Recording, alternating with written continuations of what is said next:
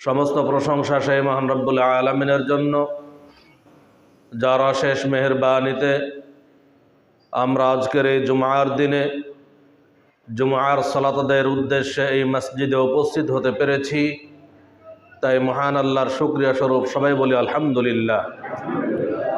তারপর পরেই বর্ষিত হোক অসংখ্য দরুদ ও সালাম প্রিয় নবী বিশ্বনবী রাহমাতুল্লিল আলামিন মুহাম্মদ সাল্লাল্লাহু আলাইহি ওয়াসাল্লামের প্রতি। সম্মানিত উপস্থিতি, আল্লাহ তাআলা আমাদেরকে সৃষ্টির শ্রেষ্ঠ জীব মানুষ হিসেবে দুনিয়াতে পাঠিয়েছেন। আমরা দুনিয়ার মানুষ একটা উদ্দেশ্যেই আল্লাহ আমাদেরকে পাঠিয়েছেন। আল্লাহ বলছেন, ওয়ামা খালাকতুল জিন্না ওয়াল ইনসা ইল্লা লিয়াবুদুন, আমি মানব জাতি এবং জিন জাতিকে সৃষ্টি করেছি একমাত্র আমার ইবাদতের উদ্দেশ্যে। আমরা আল্লাহর দাসত্ব করার জন্য দুনিয়াতে এসেছি। কিন্তু দুঃখজনক হলেও সত্য যে আমরা মানব জাতি বিভিন্ন পাপে জর্জরিত। আমরা কেউ পাপের ঊর্ধ্বে নয়। এজন্য আল্লাহ তাআলা বলছেন, ইন্নাল ইনসানা লাফি খুসর, নিশ্চয় সকল মানুষ অবশ্যই ক্ষতির মধ্যে নিমজ্জিত। আল্লাহ দুইবার তাকিদ করে বলছেন যে মানুষ ক্ষতির মধ্যে নিমজ্জিত। কেন? কারণ মানুষ পাপ থেকে বাঁচতে পারে না। পৃথিবীর কোনো মানুষ বলতে পারবে না যে আমি পাপ করি না। সবাই আমরা পাপ করি, কেউ বেশি করি, কেউ কম করি, পার্থক্য এতটুকুই। আমরা মানব জীবনে যে পাপগুলো করে থাকি, এই পাপগুলো প্রথমত দুই প্রকার। এক, সগীরা গুনাহ বা ছোট গুনাহ। দুই, কাবীরা গুনাহ বা বড় গুনাহ। সগীরা গুনাহ আর কাবীরা গুনাহ কিভাবে বুঝবো এটা সগীরা ছোট, কিভাবে বুঝবো এটা কাবীরা বা বড়? কাবীরা গুনাহ বলা হয় ওই সমস্ত পাপকে যেই সকল পাপের ব্যাপারে কোরআন এবং সহিহ হাদিস সমূহে স্পষ্ট শাস্তির বর্ণনা এসেছে বা কঠোরতা করা হয়েছে বা তিরস্কার করা হয়েছে, লাঞ্ছনা বা কোনো অভিশাপ দেওয়া হয়েছে, এই পাপগুলোকে কাবীরা গুনাহ বলা হয়। আর সগীরা গুনাহ যেগুলো পাপ বটে কিন্তু তার স্পষ্ট শাস্তির বর্ণনা কোরআন এবং হাদিসে আসেনি, সেগুলোর ব্যাপারে সেইভাবে তিরস্কার করা হয়নি, কিন্তু পাপ, এগুলোকে সগীরা গুনাহ বা ছোট গুনাহ বলা হয়। সগীরা গুনাহ থেকে আমরা ক্ষমা পাবো কিভাবে? সগীরা গুনাহ যেই সমস্ত পাপের ব্যাপারে স্পষ্ট শাস্তির বর্ণনা আসেনি, এই সমস্ত পাপ থেকে ক্ষমতা পাওয়ার মাধ্যম হলো ভালো আমল করা। কারণ আল্লাহ তাআলা বলছেন, ইন্নাল হাসানাত ইউযহিবনা সাইয়্যাত, নিশ্চয় সৎকর্ম অসৎ কর্মকে মিটিয়ে দেয়। আমরা আজকে মসজিদে এসেছি সালাত আদায়ের জন্য। মসজিদে আসার আগে আমরা ওযু করেছি। রাসূলুল্লাহ সাল্লাল্লাহু আলাইহি ওয়াসাল্লাম বলছেন, যখন কোনো মানুষ ওযু করে, ওযু করার সময় যখন সে তার মুখমণ্ডল ধৌত করে, চোখ দিয়ে দেখার মাধ্যমে যত পাপ করে ওযুর পানির সাথে বা পানির শেষ ফোঁটার সাথে বের হয়ে যায়। যখন সে তার দুই হাত ধৌত করে, হাত দিয়ে সে যত পাপ করেছে এই পাপগুলো ওযুর পানির সাথে বা পানির শেষ ফোঁটার সাথে বের হয়ে যায়। যখন সে তার দুই পা ধৌত করে, পা দিয়ে চলার মাধ্যমে যত পাপ করেছে এই পাপগুলো ওযুর পানির সাথে বা পানির শেষ ফোঁটার সাথে বের হয়ে যায়। হাত্তা ইয়াকুনা নাকিয়্যাম মিনাজ যুনুব, এমনকি ওযু শেষ করার পরে একজন বান্দা পাপ থেকে পরিষ্কার পরিচ্ছন্ন হয়ে যায়। রাসূলুল্লাহ সাল্লাল্লাহু আলাইহি ওয়াসাল্লাম বলছেন যে 5 ওয়াক্ত সালাতের উদাহরণ হলো এমন যে দৈনিক কোনো ব্যক্তির বাড়ির দরজায় যদি একটা নদী থাকে আর সেই নদীতে যদি দৈনিক সে ব্যক্তি 5 বার গোসল করে, তাহলে যেমন তার শরীরে কোনো ময়লা থাকে না, দৈনিক 5 ওয়াক্ত সালাত আদায় করলে তার তেমন কোনো পাপ থাকে না, পাপ ক্ষমা হয়ে যায়। এই পাপগুলো কোন পাপ ক্ষমা হয়? এগুলো হলো সাগীরা গুনাহ, ছোট পাপ ক্ষমা হয়। ভালো কাজ এর মাধ্যমে ছোট পাপগুলো ক্ষমা হয়ে যায়। রাসূলুল্লাহ সাল্লাল্লাহু আলাইহি ওয়াসাল্লাম বলছেন, মান সামা রমাদান ঈমানান ওয়া ইহতিসাবান গুফিরা লাহু মা তাকাদ্দামা মিন যামবি। যে ব্যক্তি রমাদান মাসে ঈমানের সাথে সওয়াবের আশায় সিয়াম পালন করলো, আল্লাহ তাআলা তার পূর্বের সমস্ত পাপ ক্ষমা করে দেবেন। ওমান কামা রমাদান ঈমানান ওয়া ইহতিসাবান গুফিরা লাহু মা তাকাদ্দামা মিন যামবি। আর যে ব্যক্তি ঈমানের সাথে সওয়াবের আশায় কিয়ামুল লাইল, সালাতুত তারাবিহ আদায় করলো, আল্লাহ তাআলা তার পূর্বের সমস্ত সাগীরা গুনাহ মাফ করে দিবেন। তাহলে এই মাফ করবেন কি? সাগীরা গুনাহ, ছোট গুনাহ।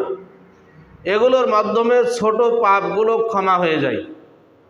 তাহলে ছোট পাপ সাগীরা গুনাহ থেকে ক্ষমা পাওয়ার মাধ্যম হলো সৎকর্ম করা। আমরা যদি সৎকর্ম করি, এর বিনিময়ে আল্লাহ তাআলা ছোট পাপগুলো ক্ষমা করে দেবেন। আর কাবিরা গুনাহ যে সমস্ত পাপের ব্যাপারে স্পষ্ট শাস্তির বর্ণনা এসেছে, যেমন রাসূলুল্লাহ সাল্লাল্লাহু আলাইহি ওয়াসাল্লাম বলছেন, কেউ যদি টাকনুর নিচে কাপড় ঝুলিয়ে পরিধান করে, তাহলে তার সেই স্থানটুকু জাহান্নামের আগুনে দেওয়া হবে। এই যে জাহান্নামে দেওয়া হবে, স্পষ্ট শাস্তির বর্ণনা আসলো। অতএব বোঝা যাচ্ছে টাকনুর নিচে কাপড় পরিধান করা এটা কাবিরা গুনাহ। রাসূলুল্লাহ সাল্লাল্লাহু আলাইহি ওয়াসাল্লাম বলছেন যে একজন, বা আল্লাহ তাআলা কোরআনেও এসেছে যে একজন বিবাহিত নারী পুরুষ যদি জিনায় লিপ্ত হয়, তাহলে তাকে রজম করতে হবে, বুক পর্যন্ত মাটিতে পুঁতে মাথায় পাথর মেরে ফেলতে হবে। আর যদি অবিবাহিত নারী পুরুষ জিনায় লিপ্ত হয়, তাহলে তাকে 100 বেত্রাঘাত করা হবে এবং 1 বছরের নির্বাসন। এই যে দুনিয়াবি একটা শাস্তির বর্ণনা দেওয়া হলো, শুধু দুনিয়াবি শাস্তিই নয়, বরং পরকালে জাহান্নামের কঠিন শাস্তি তার জন্য অপেক্ষা করছে। এই যে শাস্তির স্পষ্ট বর্ণনা আসলো, একেই বলা হয় কাবিরা গুনাহ। আল্লাহর রাসূল সাল্লাল্লাহু আলাইহি ওয়াসাল্লাম বলছেন, দিরহামু রিবা ইয়াকুলুহুর রাজুলু ওয়া হুয়া ইয়ালাম আশাদ্দু মিন 36 জানিয়াতান। যদি কোনো ব্যক্তি জেনে শুনে 1 টাকা সুদ খায়, তাহলে 36 বার জেনা করলে যত পাপ হবে তার চাইতে বেশি পাপ হবে। তাহলে এই সুদের পাপ এর ব্যাপারে আল্লাহর রাসূল সাল্লাল্লাহু আলাইহি ওয়াসাল্লাম অত্যন্ত অপমানজনক কথা বলেছেন। রাসূল সাল্লাল্লাহু আলাইহি ওয়াসাল্লাম বলছেন যে আর রিবা 70 হুবান, সুদের পাপের 70টি স্তর রয়েছে। আইসারুহা, তার মধ্যে সবচেয়ে ছোট বা সহজ স্তর হলো আইয়ানকিহার রাজুলু উম্মাহু, যে সে তার নিজের মাকে বিবাহ করলে, নিজের মায়ের সাথে জিনা করলে যত পাপ হবে, এটা হচ্ছে সুদের পাপের সবচাইতে ছোট পাপ। তাহলে এই সুদের ব্যাপারে যে ঘৃণিত কথা বা লাঞ্ছনা প্রকাশ করা হয়েছে, ঘৃণা প্রকাশ করা হয়েছে, এটাকেই বলা হয় কাবিরা গুনাহ। অতএব সুদ খাওয়া এগুলো কাবিরা গুনাহ। তাহলে কাবিরা গুনাহ আর সাগীরা গুনাহ আমরা পার্থক্য বুঝলাম। যে সমস্ত পাপের ব্যাপারে স্পষ্ট শাস্তির বর্ণনা এসেছে সেগুলো কাবিরা গুনাহ, যেই সমস্ত পাপগুলোর ব্যাপারে স্পষ্ট শাস্তির বর্ণনা আসেনি তবে পাপ, এগুলো হলো সাগীরা গুনাহ। সাগীরা গুনাহ ক্ষমা হওয়ার জন্য ভালো আমল করতে হবে, সৎ আমল। আর কাবিরা গুনাহ ক্ষমা হওয়ার জন্য অবশ্যই তওবা করতে হবে, ইস্তেগফার করতে হবে, এটা শর্ত। কাবিরা গুনাহ থেকে ইস্তেগফার যদি আমরা না করি, আল্লাহর কাছে ক্ষমা না চাই, তাহলে আল্লাহ এগুলো ক্ষমা করবেন না। কাবিরা গুনাহগুলো থেকে ক্ষমা পাওয়ার মাধ্যম তওবা ইস্তেগফার। তওবা ইস্তেগফার করলেই যে ক্ষমা হয়ে যাবে বিষয়টি তাও নয়, বরং তওবা ইস্তেগফার আল্লাহর কাছে কবুল হওয়ার কিছু শর্ত আছে। সেই শর্তগুলো ঠিক রেখে কেউ যদি তওবা করে, ইস্তেগফার করে, তাহলে আল্লাহ তাআলা তাকে ক্ষমা করবেন। কাবিরা গুনাহগুলো থেকে তওবা করার 3টি শর্ত, তওবা কবুলের শর্ত 3টি। এক নাম্বার হচ্ছে আপনি যে এতদিন পাপ করলেন এই পাপ প্রথমত ছেড়ে দিতে হবে। তওবা করছেন আবার পাপ করছেন, তওবা করছেন পাপ করছেন, হবে না, বরং আপনাকে পাপ ছাড়তে হবে। 2, এতদিন যে এই পাপটি করলেন এজন্য অনুতপ্ত বা লজ্জিত হতে হবে, লজ্জিত হয়ে অনুতপ্ত চিত্তে আল্লাহর কাছে ক্ষমা চাইতে হবে। 3, আর কোনোদিন এই পাপে লিপ্ত হব না এই বলে প্রতিজ্ঞাবদ্ধ হতে হবে যে আল্লাহ তুমি আমাকে ক্ষমা করো, আমি এই পাপে আর কখনোই লিপ্ত হব না, প্রতিজ্ঞা করলাম। অনুতপ্ত চিত্তে লজ্জিত হয়ে ওই পাপ ছেড়ে দিয়ে যদি আপনি প্রতিজ্ঞাবদ্ধ হয়ে আল্লাহর কাছে ক্ষমা চান যে আল্লাহ এই পাপে আর কখনোই লিপ্ত হব না, তুমি আমাকে ক্ষমা করে দাও, তাহলে আল্লাহ গফুর, আল্লাহ ক্ষমাশীল, আল্লাহ তাআলা ক্ষমা করবেন। এখানে একটা বিষয় যে আমরা যে কাবেরা গুনাহ বললাম, কাবেরা গুনাহগুলো হচ্ছে আবার 2 প্রকার। কাবেরা গুনাহগুলো 2 প্রকার। এক নাম্বার কাবেরা গুনাহ হচ্ছে যা আল্লাহর সাথে জড়িত। 2 নাম্বার কাবেরা গুনাহ হলো যেগুলো মানুষের সাথে জড়িত। আল্লাহর সাথে কিছু পাপ জড়িত যেগুলো আল্লাহ আল্লাহর কাছে ক্ষমা চাইলে আল্লাহ ক্ষমা করবেন। কিছু পাপ রয়েছে কাবিরা গুনাহ, কিন্তু সেগুলো থেকে কোনো সময় ভুল বুঝতে পারলে সরাসরি আল্লাহর কাছে ক্ষমা চাইলে আল্লাহ ক্ষমা করবেন। কিন্তু 2 নাম্বার পাপ যেটা মানুষের সাথে জড়িত, এই পাপ আল্লাহ ক্ষমা করবেন না, যার সাথে জড়িত তার থেকে ক্ষমা চাইতে হবে। ওই ব্যক্তি ক্ষমা করলে ক্ষমা হবে, অন্যথায় ক্ষমা হবে না।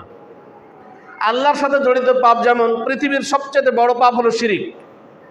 আল্লাহ তাআলা বলছেন ইন্না শিরকা লাযুলমুন আযীম, নিশ্চয় সবচেয়ে বড় জুলুম বা পাপ হলো শিরিক। আল্লাহ তাআলা শিরকের পাপ ক্ষমা করবেন না। তিনি বলছেন যে ইন্নাহু, এবং তার জন্য জান্নাতকে হারাম। আল্লাহ বলছেন ইন্নাহু মাইয়ুশরিক বিল্লাহ, যে ব্যক্তি আল্লাহর সাথে শিরিক করলো ফাকাদ হাররাম আল্লাহু আলাইহিল জান্নাহ, আল্লাহ তাআলা তার জন্য জান্নাতকে হারাম করে দিয়েছেন। তাহলে শিরিককারীর জন্য জান্নাত হারাম, শিরিককারীকে আল্লাহ তাআলা ক্ষমা করবেন না। এর অর্থ হলো তওবা ব্যতীত ক্ষমা হবে না।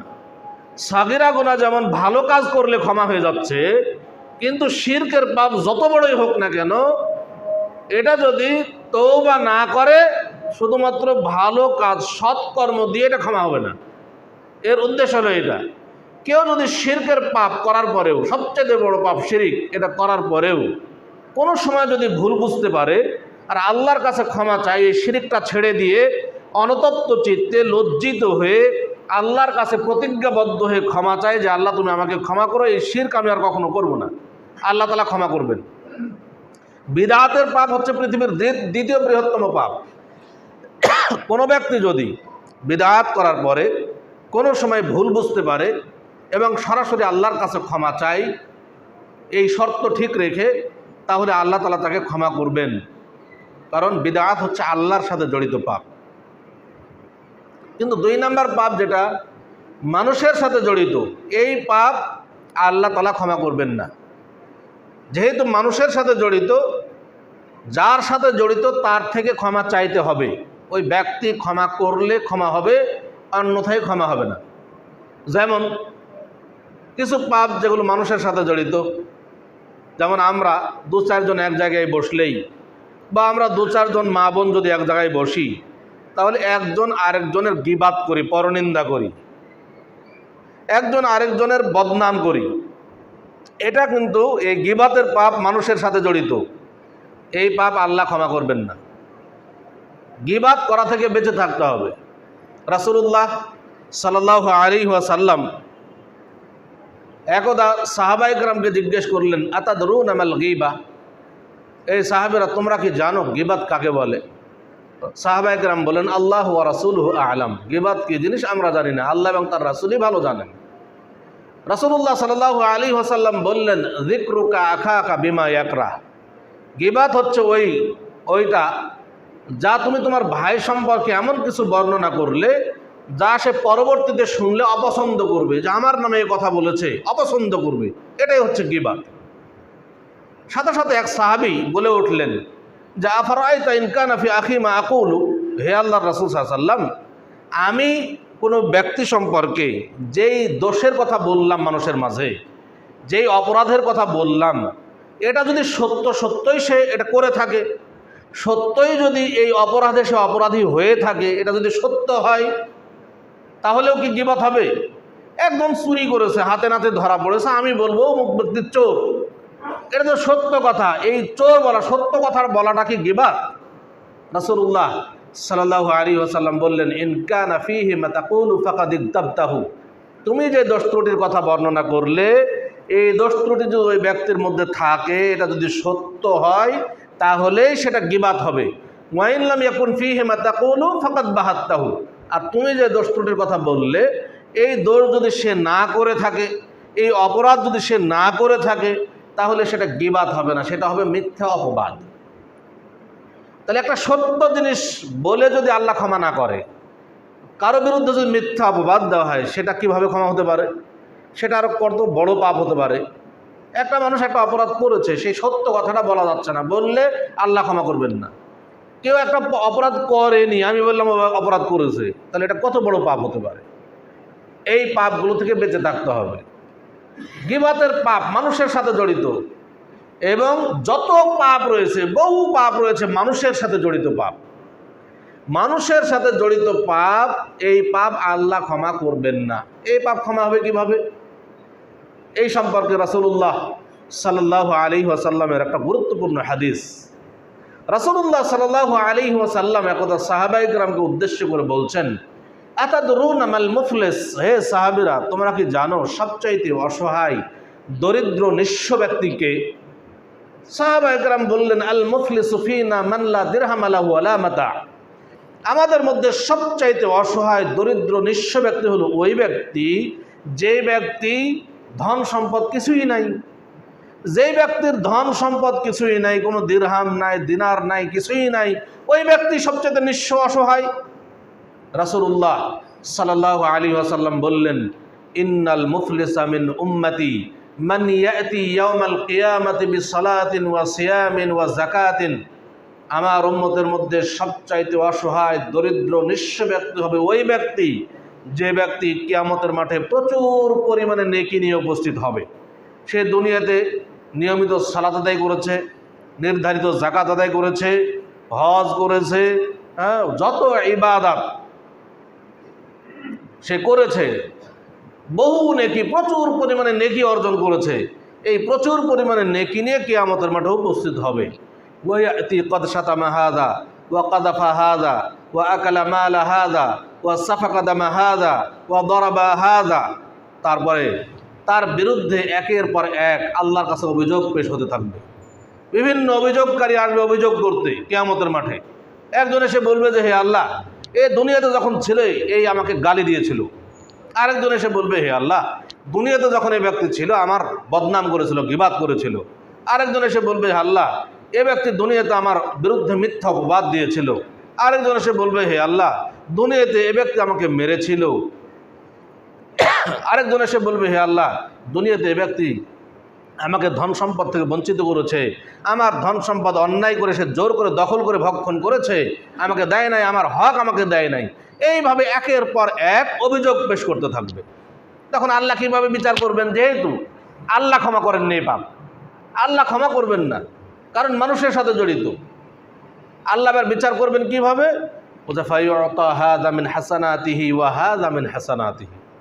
যখন যে অভিযোগ করতে আসবে, তাদের অভিযোগ সমপরিমাণ নেকি, ওই ব্যক্তির যে অনেক নেকি আছে, এই নেকিগুলো থেকে ও অভিযোগ সমপরিমাণ নেকি তাকে দিয়ে পরিশোধ করে দেবেন।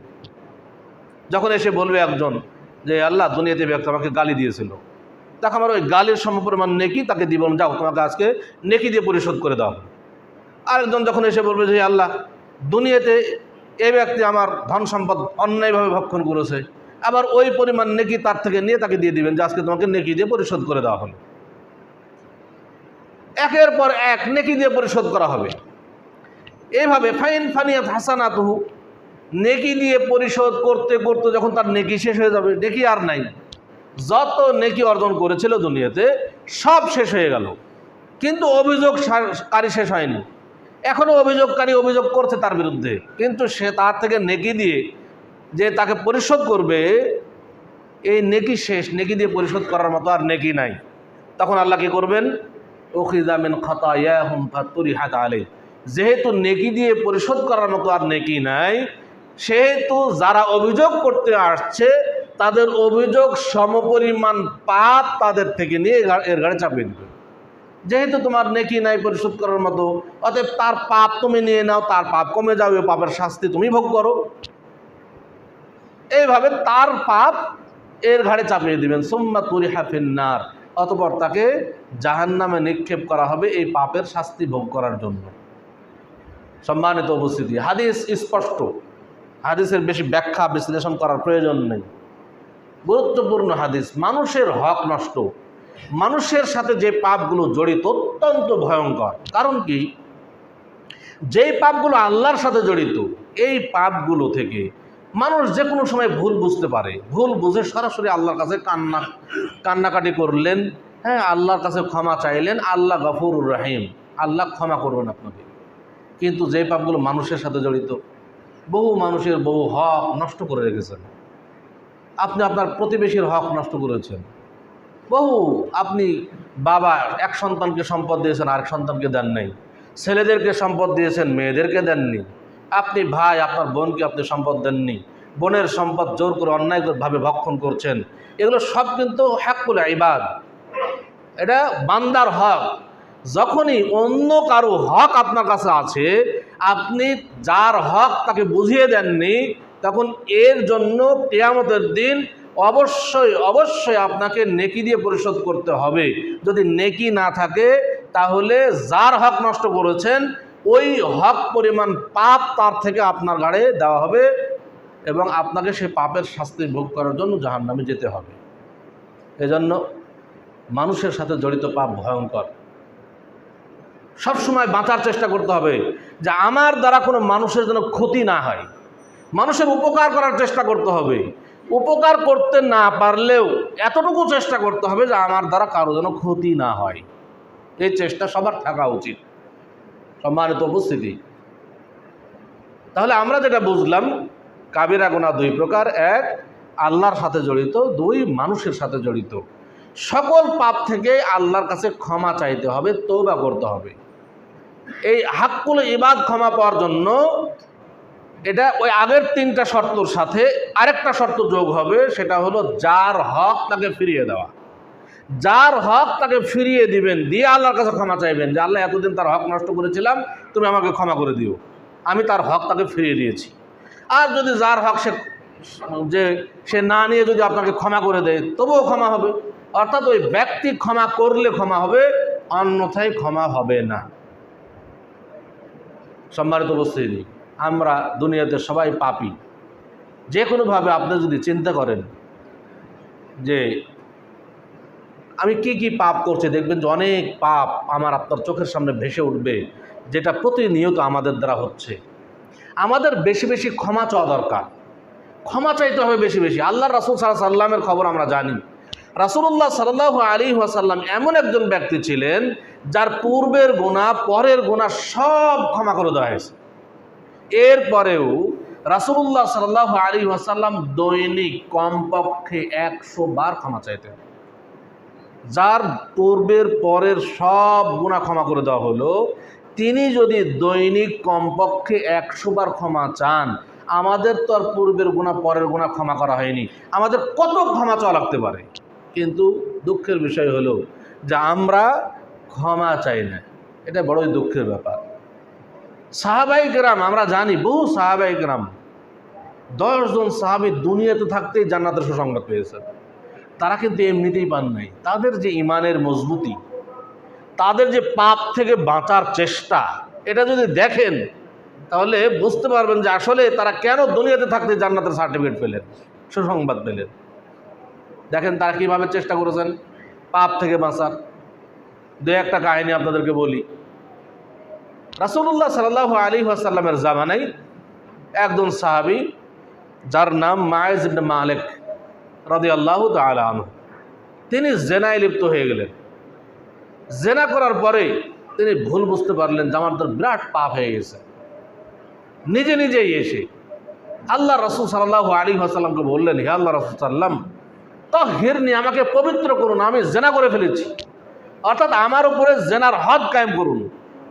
অর্থাৎ তিনি বিবাহিত ছিলেন, তাকে বুক পর্যন্ত মাটিতে পুঁতে পাথর মেরে হত্যার দাবি করছেন যে আমাকে, আমার উপরে এই হদ কায়েম করুন, আমি জেনা করেছি।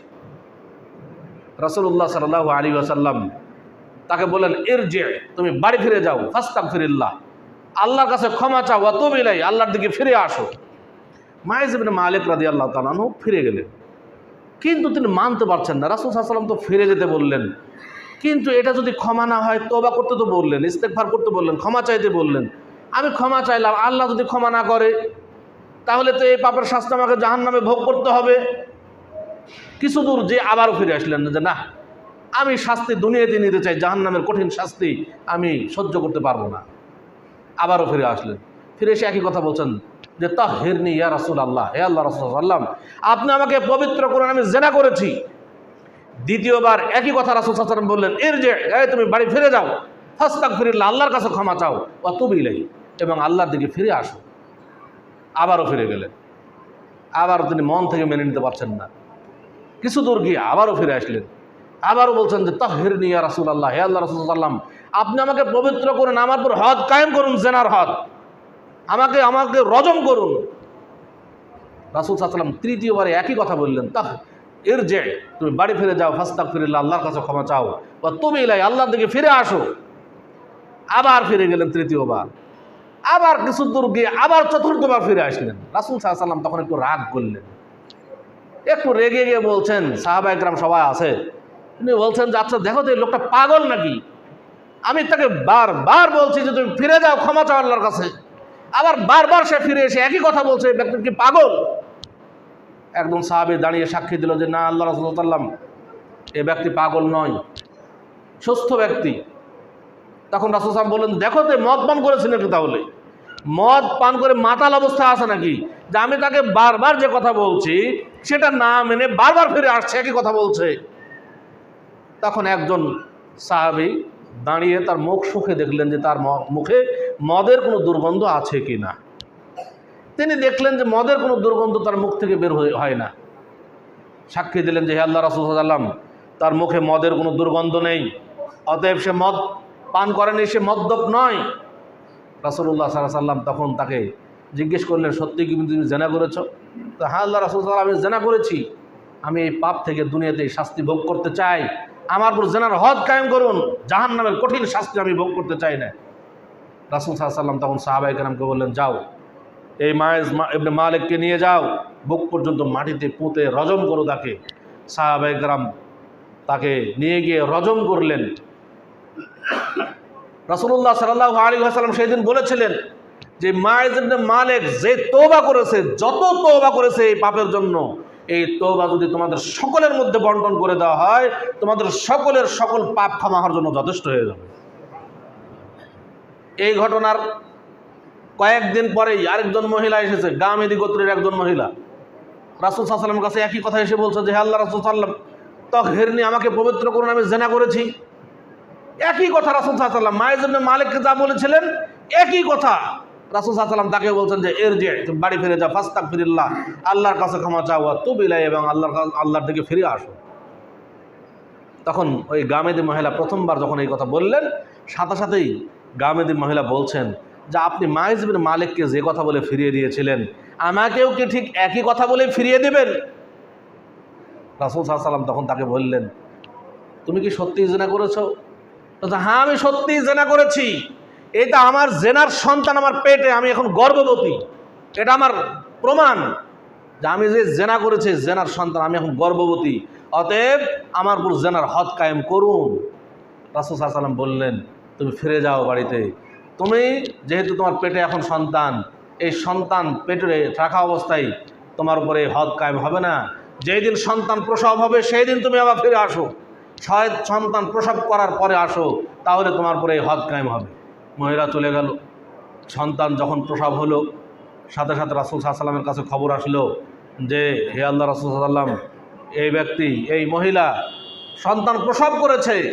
ওই মহিলা এসেছে যে হে আল্লাহ রাসূল সাল্লাল্লাহু আলাইহি ওয়াসাল্লাম, তো আমার সন্তান আমাকে আমার উপর হদ কায়েম করুন। রাসূল সাল্লাল্লাহু আলাইহি ওয়াসাল্লাম বললেন, তোমার সন্তান এখনো ছোট, যাও, একে লালন পালন করবে কে? তোমাকে হদ, তোমার উপর হদ কায়েম করলে, তোমাকে রজম করলে, একে লালন পালন করবে কে? একে দুধ পান করাবে কে? যাও, তুমি নিয়ে যাও, এই বাচ্চাকে দুধ পান করাও। যেই দিন মায়ের বুকের দুধ ছেড়ে দিয়ে অন্য কোনো খাবার খেতে শিখবে, সেই দিন তাকে নিয়ে আসো। মহিলা চলে গেল। চলে গিয়ে যেই দিন অন্য খাবার খেতে শিখলো, হাতে একখানা রুটি দিল, রুটি দিয়ে সে খাচ্ছে, এমত অবস্থায় তার রাসূল সাল্লাল্লাহু আলাইহি ওয়াসাল্লাম কাছে নিয়ে আসলেন। নিয়ে এসে বলছেন যে, হে আল্লাহ রাসূল সাল্লাম, দেখুন আমার বাচ্চা, আমার এই সন্তান এখন রুটি খাচ্ছে, দেখুন তার প্রমাণ, আমার উপর জেনার হদ কায়েম করুন। রাসূল সাল্লাল্লাহু আলাইহি ওয়াসাল্লাম ওই বাচ্চাকে অন্য একজনের কাছে দিয়ে লালন পালনের দায়িত্ব দিয়ে সাহাবায়ে কেরামকে বললেন, যাও, এই মহিলাকে নিয়ে গিয়ে তোমরা রজম করো। তাকে রজম করা হলো। খালিদ ইবনে ওয়ালিদ সেদিন একটু সামনে বেড়ে গিয়ে তার মাথায় একটি পাথর দিয়ে যখন আঘাত করেছে, তার মাথা থেকে রক্ত ছিটকে এসে তার মুখে পড়ল। খালিদ ইবনে ওয়ালিদ তিরস্কার করে কিছু কথা বলছিল যে একদম জেনাকারিনীর রক্ত আমার মুখে এসে পড়েছে।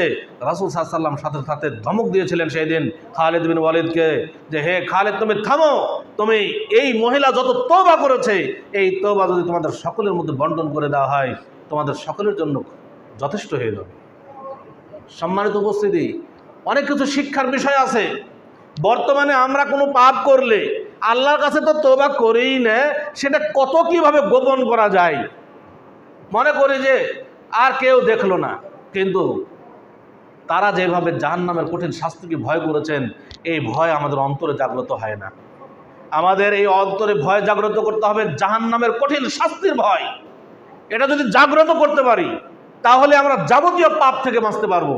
যদি আমাদের অন্তর জাহান্নামের শাস্তিকে ভয় না করে, আল্লাহকে ভয় না করে, তাহলে আমি যতই চেষ্টা করি না পাপ থেকে বাঁচার জন্য, পাপ থেকে বাঁচা সম্ভব নয়। অন্তর থেকে আল্লাহকে ভয় করতে হবে, অন্তর থেকে জাহান্নামের কঠিন শাস্তিকে ভয় করতে হবে এবং জান্নাতে যাওয়ার জন্য চেষ্টা করতে হবে। আমরা যদি এখন প্রশ্ন করি যে কে কে জান্নাতে যেতে চান, তো আমরা সবাই হাত উঠাবো, আমরা সবাই জান্নাতে যেতে চাই। আপনি যদি একজন হিন্দুকেও জিজ্ঞেস করেন যে ভাই তুমি জান্নাতে যেতে চাও, ওই বলবে যে আমি অবশ্যই স্বর্গে যেতে চাই। পৃথিবীর কোনো মানুষ বলবে না যে আমি জান্নাতে যাব না, সবাই জান্নাতে যেতে চাই। কিন্তু জান্নাতে যেতে চাইলেই হবে না, জান্নাতের পথে চলতে হবে, জান্নাতের রাস্তায় হাঁটতে হবে, জান্নাতে যাওয়ার জন্য প্রচেষ্টা চালাইতে হবে। সাহাবায়ে কেরাম সবসময় জান্নাতের জন্য পাগল থাকতেন। কিভাবে জান্নাত হাসিল করা যায়? জান্নাতের, কারণ দুনিয়া তো ক্ষণস্থায়ী, 1 সেকেন্ডের বিশ্বাস নেই, আজ আসি 1 সেকেন্ড পর নাই। এই যেই জীবনের 1 সেকেন্ডের বিশ্বাস নাই, সেই জীবনের সুখ লাভের জন্য আমরা কত পরিশ্রম করছি, কত মেহনত করছি, কিন্তু যেই জীবনের কোনো লয় নাই, ক্ষয় নাই, শেষ নাই, অনন্তকাল জীবন লাভ করব, পরকালীন জীবন, সেই জীবনের সুখ লাভের জন্য আমরা কতটুকু পরিশ্রম করছি, মেহনত করছি। একটু নিজের অন্তরকে প্রশ্ন করি, নিজের অন্তরকে প্রশ্ন করি যে আসলে আমি পরকালীন জীবন, স্থায়ী জীবন, সেই জীবনের সুখ লাভের জন্য কতটুকু কী করছি। নিজের কাছে এই প্রশ্নের উত্তর আছে। সাহাবায়ে কেরাম সবসময় জান্নাতের জন্য পাগল থাকতেন। আর একটা ঘটনা মনে চলে আসলো, বলে ফেলি যে রাসূলুল্লাহ সাল্লাল্লাহু আলাইহি ওয়াসাল্লামের জামানায়, রাসূল সাল্লাল্লাহু আলাইহি ওয়াসাল্লামের জামানায় মদিনায় একজন এতিম বালক ছিল। এতিম বালক, গরিব মানুষ, ছোট্ট একটা খেজুরের বাগান। ওই এতিম বালকটির খেজুরের বাগানের পাশেই অন্য একজন ব্যক্তির বিশাল এক খেজুরের বাগান। এতিম বালকটি একসময় মনে করল যে সে তার বাগান ঘিরে দেবে, বাউন্ডারি দেবে। যখন বাউন্ডারি দিতে গেল, তখন পার্শ্ববর্তী বাগানের মালিকের লাগানো একটা গাছ মাঝখানে পড়ে যায়। এতিম বালকটি আর ওই গাছটির জন্য বাউন্ডারি দিতে পারে না। এতিম বালকটি বড় বাগানের মালিককে আবেদন করলো যে আপনার তো অনেক গাছ, এই একটা গাছ যদি আমাকে দিয়ে দিতেন আমার খুব উপকার হতো। ও ব্যক্তি বললো যে না, আমি তোমাকে একটা গাছ দিতে পারবো না। এতিম বালকটি বললো যে আপনি যদি এমনিতেই না দেন, তা আমার কাছে বিক্রি করুন, কত টাকা নেবেন আমি কিনে নেব। বলছে আমি তোমার কাছে বিক্রিও করতে পারবো না, বিক্রিও করবো না। এতিম বালকটি রাসূলুল্লাহ সাল্লাল্লাহু আলাইহি ওয়াসাল্লামের কাছে গেল, রাসূল সাল্লাল্লাহু আলাইহি ওয়াসাল্লামকে ঘটনা বলল। রাসূলুল্লাহ সাল্লাল্লাহু আলাইহি ওয়াসাল্লাম তখন ওই বড় বাগানের মালিককে ডাকলেন, ডেকে বলছেন যে তোমার তো অনেক গাছ, একটা খেজুরের গাছ এতিম বালকটিকে দিয়ে দাও। সে রাসূল সাল্লাল্লাহু আলাইহি ওয়াসাল্লামের কাছে বলছে যে না, আল্লাহ রাসূল সাল্লাল্লাহু আলাইহি ওয়াসাল্লাম, আমি একটি খেজুরের গাছ দিতে পারবো না। দ্বিতীয়বার আবার রাসূল সাল্লাল্লাহু আলাইহি ওয়াসাল্লাম তাকে রিকোয়েস্ট করলেন, তুমি একটা খেজুরের গাছ এতিম বালকটিকে দিয়ে দাও। দ্বিতীয়বার একই উত্তর দিল, না আল্লাহ রাসূল সাল্লাল্লাহু আলাইহি ওয়াসাল্লাম, আমি দেব না। তৃতীয়বার আবার রাসূল সাল্লাল্লাহু আলাইহি ওয়াসাল্লাম তাকে রিকোয়েস্ট করলেন, তুমি একটা খেজুরের গাছ এতিম বালকটিকে দাও। আজকে যদি একটা খেজুরের গাছ এতিম বালকটিকে দাও, এর বিনিময়ে তুমি জান্নাতে একটা বিশাল খেজুরের বাগানের মালিক হবে। এই জামিনদার আমি হলাম। বিরাট এক অফার, যে একটা খেজুরের গাছ যদি এতিম বালকটিকে আজকে দাও, এর বিনিময়ে তুমি জান্নাতে একটা বিশাল খেজুরের বাগানের মালিক হবে। এত বড় অফার শোনার পরেও লোকটি বলছে যে না আল্লাহ রাসূল সাল্লাল্লাহু আলাইহি ওয়াসাল্লাম, তবুও আমি দেব না। পার্শ্বে একজন সাহাবী বসা ছিলেন, যার নাম আবু দাহদাহ রাদিয়াল্লাহু তাআলা আনহু। আবু দাহদাহ রাদিয়াল্লাহু তাআলা আনহু এই দৃশ্য দেখছেন, এত বড় অফার, তারপরে একটা খেজুরের গাছ দিতে চাইল না। আবু দাহদাহ রাদিয়াল্লাহু তাআলা আনহু এমন একজন সাহাবী ছিলেন, মদিনার বুকে সবচাইতে বড় বাগানের মালিক ছিলেন আবু দাহদাহ রাদিয়াল্লাহু তাআলা, যেই বাগানে সবচাইতে উন্নত জাতের খেজুর চাষ হতো, যেই বাগানের মধ্যে তার নিজস্ব বসবাসের বাড়ি ছিল, বাগানের মধ্যে পানির জন্য কূপের ব্যবস্থা ছিল। এইবার আবু দাহদাহ রাদিয়াল্লাহু তাআলা দেখলেন যে এত বড় অফার পাওয়ার পরেও এই লোকটার অন্তর নরম হলো না, একটা গাছ সে এতিম বালকটিকে দিতে চাইল না। তখন রাসূল সাল্লাল্লাহু আলাইহি ওয়াসাল্লামকে আবু দাহদাহ রাদিয়াল্লাহু তাআলা আনহু বললেন যে হে আল্লাহ রাসূল সাল্লাল্লাহু আলাইহি ওয়াসাল্লাম, আপনি যে বিশাল এক অফার দিলেন যে একটা গাছ দান করলে তার বিনিময়ে জান্নাতে একটা বিশাল খেজুরের বাগানের মালিক হবে, এটা কি শুধুমাত্র ওই ব্যক্তির জন্যই খাস, নাকি যে কোনো ব্যক্তি যে কোনো মূল্যের বিনিময়ে আজকে যদি একটা খেজুরের গাছ এতিম বালকটিকে কিনে দান করে তার জন্য কি অফার আছে? রাসূল সাল্লাল্লাহু আলাইহি ওয়াসাল্লাম বললেন যে হ্যাঁ, আজকে কোনো ব্যক্তি যদি যে কোনো মূল্যের বিনিময়ে এই একটা খেজুরের গাছ কিনে এতিম বালকটিকে দান করতে পারে, তার জন্য একই অফার থাকলো, সেও জান্নাতে একটা বিশাল খেজুরের বাগানের মালিক হবে। সাথে সাথে আবু দাহদাহ রাদিয়াল্লাহু তাআলা আনহু ওই বড় বাগানের মালিক যে একটা খেজুরের গাছ দিতে চায়নি, তাকে বললেন যে আপনি কি আমার খেজুরের বাগান চেনেন? বলছে হ্যাঁ, আপনার খেজুরের বাগান চিনি। কে চেনে না? সবাই চেনে আপনার খেজুরের বাগান। আজকে ওই একটা খেজুরের গাছ আমার কাছে বিক্রি করে দিন, বিনিময়ে আমার পুরা বাগান, বাড়ি, কূপ, সব কিছুর বিনিময়ে এই একটা খেজুরের গাছ আমার কাছে বিক্রি করে দিন। লোকটি বলল যে আপনার কি মাথা ঠিক আছে? তিনি বললেন যে হ্যাঁ, আমি সুস্থ মস্তিষ্কে বলছি, একটা খেজুরের গাছ এই সকল কিছুর বিনিময়ে আমার কাছে বিক্রি করুন। ব্যক্তি রাজি হয়ে গেল। আবু দাহদাহ রাদিয়াল্লাহু তাআলা আনহু তার বাগান, বাড়ি, কূপ সব কিছুর বিনিময়ে এই একটা খেজুরের গাছ কিনে নিয়ে এতিম বালকটিকে দান করে দিলেন। এবার আবু দাহদাহ রাদিয়াল্লাহু তাআলা বাড়ি ফিরে গেলেন। বাড়িতে প্রবেশ করছেন না, বাড়ির দরজা থেকে তার স্ত্রীকে ডাকছেন, ইয়া উম্মাদ দাহদাহ, হে দাহদাহের মা, তুমি বাড়ি থেকে বেরিয়ে আসো। উম্মু দাহদাহ রাদিয়াল্লাহু তাআলা আনহা ভেতর থেকে বললেন, যা কি হলো, আপনি বাড়িতে প্রবেশ করছেন না কেন? আবু দাহদাহ রাদিয়াল্লাহু তাআলা আনহু বাহির থেকে বললেন যে আমি এই বাড়িতে প্রবেশ করবো না, আমার এই বাগান বাড়ি সব বিক্রি করে দিয়েছি, তুমি বাড়ি থেকে বেরিয়ে আসো। উম্মু দাহদাহ রাদিয়াল্লাহু তাআলা আনহা ভেতর থেকে বলছেন যে এত বড় বাগান বাড়ি আপনি কিসের বিনিময়ে বিক্রি করলেন? আবু দাহদাহ রাদিয়াল্লাহু তাআলা আনহু বাহির থেকে বললেন যে আমি জান্নাতে একটা খেজুরের বাগানের বিনিময়ে দুনিয়ার এই বাগান বাড়ি আমি সব বিক্রি করে দিয়েছি। সাথে সাথে তৎক্ষণাৎ তার স্ত্রী তখন বলে উঠেছিলেন যে আপনার ব্যবসা খুব লাভজনক হয়েছে, আপনার ব্যবসা খুব লাভজনক হয়েছে, আপনার ব্যবসা খুব লাভজনক হয়েছে। এই বলতে বলতে বাড়ি থেকে বেরিয়ে আসলেন এবং তিনি এত খুশি হয়েছিলেন, সেই সময় এত খুশি হয়েছিলেন, তিনি বাহিরে বেরিয়ে এসে সকল মানুষের মাঝে চিৎকার দিয়ে একটা বাক্য উচ্চারণ করছিলেন। তিনি বারবার একটা বাক্য বলছিলেন যে আমাদের কতই না সৌভাগ্য যে আমরা জান্নাতে একটা খেজুরের বাগানের মালিক হব, আমরা কতই না সৌভাগ্য আমাদের যে আমরা জান্নাতে খেজুরের বাগানের মালিক হব। এই বাক্যটা বারবার উচ্চারণ করছিলেন এবং বলছিলেন যে এই জান্নাতে একটা খেজুরের গাছের ছায়া একটা দ্রুতগামী ঘোড়া 100 বছরে পাড়ি দিতে পারবে না। আমরা কতই না সৌভাগ্য আমাদের যে আমরা জান্নাতে একটা খেজুরের বাগানের মালিক হব। দেখেন তাদের তৃপ্তিটা কোথায়? তাদের তৃপ্তি হলো জান্নাতের সুসংবাদ পেয়ে। জান্নাতের জন্য তারা পাগল, সব কিছুর বিনিময়ে। আবু দাহদাহ রাদিয়াল্লাহু তাআলা একটা সেকেন্ডের জন্য চিন্তা করেন নাই যে আমি সব দিয়ে দেব, তাহলে আমি থাকবো কোথায়, আমি খাবো কি, এই চিন্তা করেননি। বিরাট এক অফার শুনেছেন, জান্নাতে খেজুরের বাগানের মালিক হবে, জান্নাতে খেজুরের বাগানের মালিক হবে, মানে জান্নাত তার জন্য নিশ্চিত হয়ে যাওয়া। অর্থাৎ দুনিয়ার বাগান বাড়ি কি করব? তারাই বুঝেছিলেন পরকালের মর্যাদা, তারা বুঝেছিলেন জান্নাতের মর্যাদা। কিন্তু বর্তমানে আমরা আসলে পরকালের মর্যাদা বুঝি না, আমরা শুধু দুনিয়া নিয়ে ব্যস্ত, দুনিয়ার অর্জনের প্রতিযোগিতায় আমরা নেমেছি, কে কত অর্জন করতে পারি। কিন্তু জান্নাত হাসিল করতে হবে, পরকাল যেন আমার ভালো হয়, মৃত্যুর পরে যেন আমি জান্নাত হাসিল করতে পারি, এই চেষ্টা আমাদের মধ্যে খুব কমে গেছে। সম্মানিত উপস্থিতি, সবাই বিবেকবান মানুষ বিবেককে প্রশ্ন করুন যে আসলেই আমরা করছি কি, আমরা কি সঠিক পথে আছি, আমরা কি আসলেই আল্লাহ যে উদ্দেশ্যে দুনিয়াতে আমাদেরকে পাঠিয়েছেন আমাদের দ্বারা কি সে উদ্দেশ্য বাস্তবায়ন হচ্ছে কি হচ্ছে না। নিজের কাছে প্রশ্ন উত্তর আছে, নিজের বিবেক হচ্ছে সবচেয়ে বড় আদালত। অতএব নিজের বিবেককে প্রশ্ন করি আমরা এবং বিবেককে জাগ্রত করি, আমরা আল্লাহর দিকে ফিরে আসি। আল্লাহ আমাদেরকে দুনিয়া অর্জনের জন্য পাঠান নাই, বাড়ি গাড়ি তৈরি করার জন্য পাঠান নাই, কোটিপতি হওয়ার জন্য পাঠান নাই। আল্লাহ তাআলা আমাদেরকে একমাত্র তার দাসত্ব করার জন্য পাঠিয়েছেন। আমরা তার দাসত্ব করব। দুনিয়া হচ্ছে দারুল ইমতিহান, দুনিয়া হচ্ছে পরীক্ষার হল। আমরা এই পরীক্ষার হলে পরীক্ষা দিচ্ছি। যে যত ভালো পরীক্ষা দেব, পরকালকে বলা হয় দারুল জাজা, সে তত ভালো প্রতিদান পাবো। পরকাল হচ্ছে প্রতিদান লাভের জায়গা। অতএব দুনিয়ার এই পরীক্ষার হলে যেন আমরা ফেল না করি, দুনিয়ার এই পরীক্ষার হলে যেন আমরা ভালো পরীক্ষা দিতে পারি, সে চেষ্টা আমাদের সকলে করতে হবে। আল্লাহ তাআলা আমাদের সে তৌফিক দান করুন। আল্লাহ তাআলা আমাদেরকে প্রকৃত মুসলিম হিসেবে দুনিয়াতে বেঁচে থাকার তৌফিক দান করুন, প্রকৃত ঈমানের সাথে দুনিয়া থেকে বিদায় নেওয়ার তৌফিক দান করুন। আমিন। আকুলু কাওলি হাযা ওয়া আস্তাগফিরুল্লাহ লি ওয়া লাকুম ওয়া লিসাইরিল মুসলিমিন ফাস্তাগফিরুহু ইন্নাহু হুয়াল গফুরুর রহিম।